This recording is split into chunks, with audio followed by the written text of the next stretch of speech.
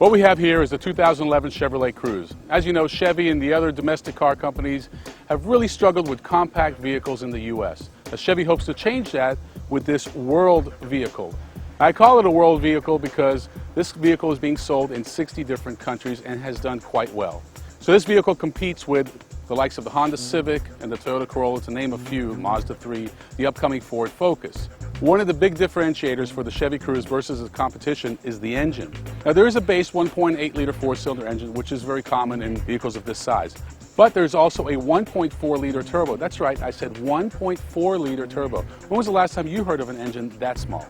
Now, despite its size, that 1.4-liter engine still produces 138 horsepower and 148 pound-feet of torque. That's something that the competition doesn't always talk about, torque, but that's really what gets you up and going. A 6-speed automatic transmission or a 6-speed manual. 6-speed manual you do find in other vehicles. 6-speed automatic, not in this segment. Now, the base price of the Chevy Cruze starts around $18,500. A loaded out LTZ that you see here is going to be, this has the RS package as well, about $25,000 with navigation, leather, sunroof, the works. You might ask, where is that in relation to the competition? Well, it's right there. It's right in the heart, in the meat of the competition. And while the Cruze is a name that you may not be familiar with because it is a brand new model, you can see that the vehicle has a lot of the family resemblance to the Malibu as well as the Traverse. It has that twin grin grille, which is becoming very distinctive for Chevrolet. But we really like the styling, and that's first and foremost. In order for you to fall in love with a vehicle, especially one you're not familiar with, you have to like the styling, and this car has it. Has it by the bucket loads. You can just see that it's got this nice kind of clamshell hood. You see the shoulder line, you see the big headlights, mentioned the grille. You can see it's very aerodynamic. This car has it all. But once you get past the styling and the price and you're starting to buy in, the next step is, well, how does it drive? And I can tell you, it drives wonderfully. It's got, like I said, the 6-speed automatic, which we've been driving with the 1.4-liter turbo.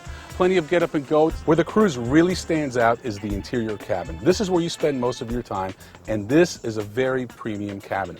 What I mean by that is, you can see the steering wheel, leather wrapped. You can see all the steering controls. Sure, the competition has it, but these controls are really nice. They're recessed, very soft touch. The instrumentation, very easy to read, nice analog gauges. And when you set the cruise control, it tells you what speed that's on. That's something you find on near luxury or luxury cars, not something you find on a $20,000 compact sedan. Another key differentiator for the Cruze is its safety. It has 10 airbags. That's right, 10.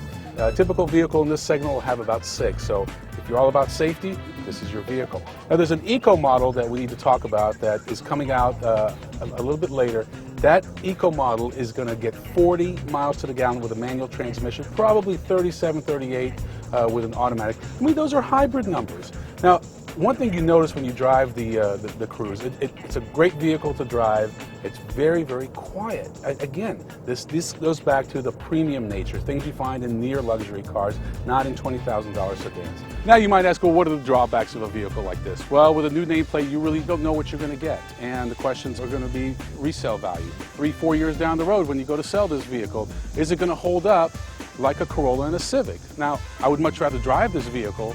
That doesn't mean necessarily would rather own it. All right, so what's the bottom line on the Cruze? Would I buy this car, yes or no?